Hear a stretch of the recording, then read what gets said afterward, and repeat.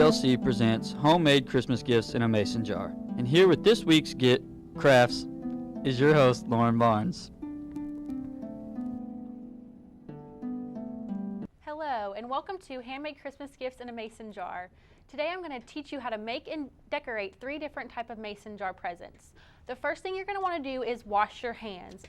You're going to be working with objects that people are going to be eating, so of course just a sanitary thing. After that, you're going to need to look at all your ingredients and just make sure you have these items at home. Most of these, if you bake, you'll already have in your house. But just in case, you may have to pick a few up at the grocery store. Some things you might not already have that you'll have to pick up are a little bit inexpensive though. You're going to need 3 mason jars that I have here. You're going to need the quart-sized mason jars with the wide mouth. It makes it easier to get all of your ingredients in. And like I said, those are only a few dollars at your local craft store. After that, you're going to need a mason jar funnel. These are a little bit different than normal cooking funnels because they have a wider bottom. This makes it easier to get ingredients in your mason jar such as marshmallows and graham crackers. After that, you're just going to need your standard rubber spatula. This makes it a little bit easier to get your powdered ingredients into the mason jars without making a mess all over your kitchen. After that, you're going to need to get just a little bit of ribbon to decorate. And then you're going to need a little bit of fabric. You can do anything just Christmas themed. You just need a little square piece of fabric. And then once you have everything you need, we're going to go ahead and start. The first one I'm going to show you how to make is going to be s'mores in a mason jar. The first thing for the s'mores is you get your jar ready and you put your funnel on top of it. The first ingredient you're going to do is 1/3 cup of brown sugar. With the brown sugar, like I said, as long as your hands are clean, you can funnel it down. Brown sugar does tend to be a little clumpy, so you really want to make sure you get everything down in there. You can just use the end if you want of your spatula just to get everything mushed on the bottom. Once you have your 1/3 cup of brown sugar, you're going to do 1.5 cups of marshmallows. Excuse me, forgot to put my funnel back on. You put your funnel on, and then with the marshmallows, you're really going to want to use your hand to smush them down in there as they're really, really fluffy, and so they take up a lot of space, so you want to make sure you do that. After you have your brown sugar and your marshmallows, you're going to want to add 1.5 cups of chocolate. I chose to do M&Ms just because these are a little bit more fun and festive, but you can substitute these out with whatever you have in your house. You can do mini chocolate chips, or you can do crushed up Hershey bars or anything like that. And then after that, you're just going to kind of funnel everything down. Once you have that layered in there, you're going to do 1.5 cups of graham crackers. You're going to want to do these crushed, and this equals to be about 1 sleeve of graham crackers if you're trying to figure out how much to buy. And this is a little bit messier. And then like I said, you can just kind of smush everything down on in there. And then once you have everything layered, just go ahead and put your lid back on. And that's all your dry ingredients you need to make s'mores in a jar. There you go. And the next one I'm going to show you how to make is chocolate chip muffins in a mason jar. You're going to take your same quart-sized wide mouth mason jar, and you're going to put your funnel back on. And then for all your white ingredients, you can go ahead and mix this ahead of time, or you can just measure them out and add them in as you go. As you see, for timing purposes, I went ahead and mixed all my ingredients together. It's going to be 1 1/3 cup sugar, 2 cups of flour, a teaspoon of salt, and 2 teaspoons of baking powder. And this is where you're going to want to use your spatula because it can get really messy when you're trying to funnel everything down in there. I would know from experience, unfortunately. And just kind of take your time. As you can tell, I'm getting a little bit out, but that's okay. You'll obviously go back and clean everything up. And then just get everything down in there. And then after that, you're going to do 1.5 cups of chocolate chips. This is the same thing. You can do mini M&Ms or kind of switch it out with whatever you want. Just funnel that on in there. And we're going to go ahead and cut to a commercial break really quick. But when we get back, I'm going to show you how to make the ultimate brownie mix in a mason jar. Have you read the chapters for English yet, Kyle? I read them last night. I thought I told you, reading's for losers. I'm stumbling. Oh, hi, James. Oh, hi. Since you didn't read, you're no help. I'm like making a mess.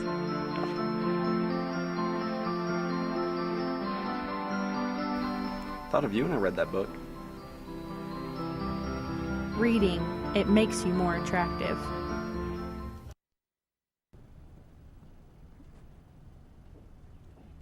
All right, and welcome back. Before the commercial break, in case you missed it, we learned how to make s'mores in a mason jar, and we learned how to make chocolate chip muffins in a mason jar.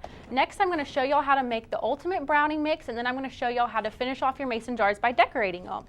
All right, so we're going to go over here.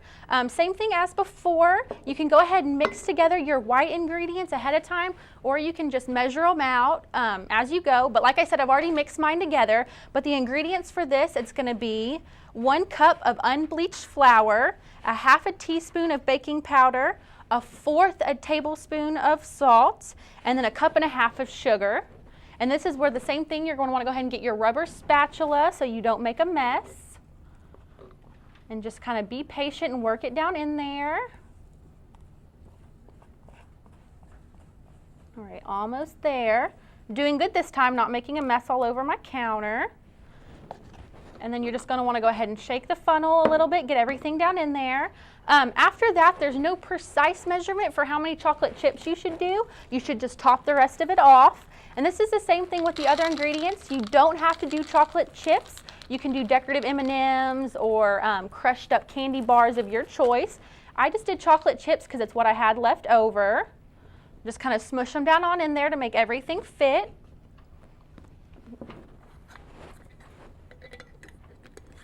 All right, and put our lid back on. And once we have all of our jars ready, we can go ahead and decorate them. The most important thing to do for decorating them is going to be to print off your free PDF labels. This is for whoever gives your gift. It's just a list of all the wet ingredients that are that you need to add to it, and the temperature and for how long to cook it for. And then I went ahead and printed out and cut out all 3 of my labels. So you're going to want to take your label and you can attach them to the jar however you want. I just had clear tape laying around my house, so that was the easiest thing to do. Go ahead and add it on there.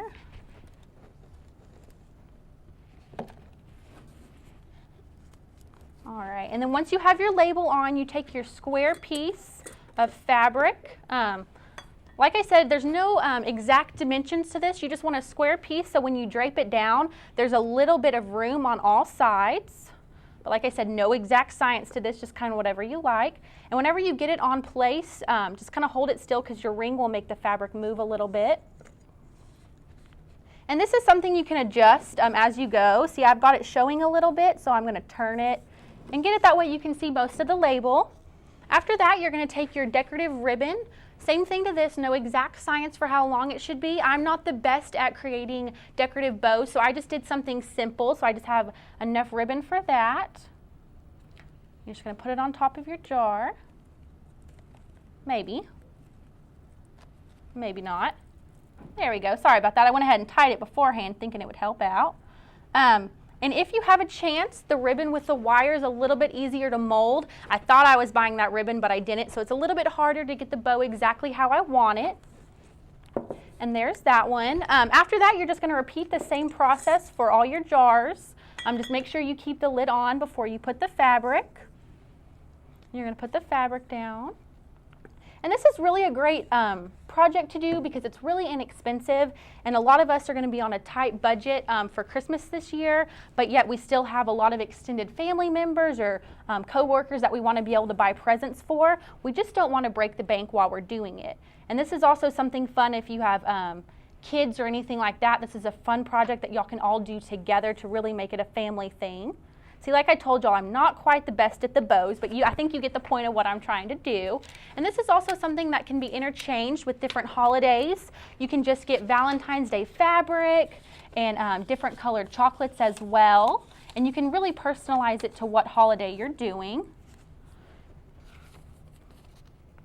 Like I said, just put them all on there. Like I said, I'm still getting this crafting thing down, so they're not the prettiest, but you just decorate them like that. And in the end product, you've got your 3 homemade gifts. I hope y'all enjoyed it and tune in next week. Until then, keep crafting and have fun.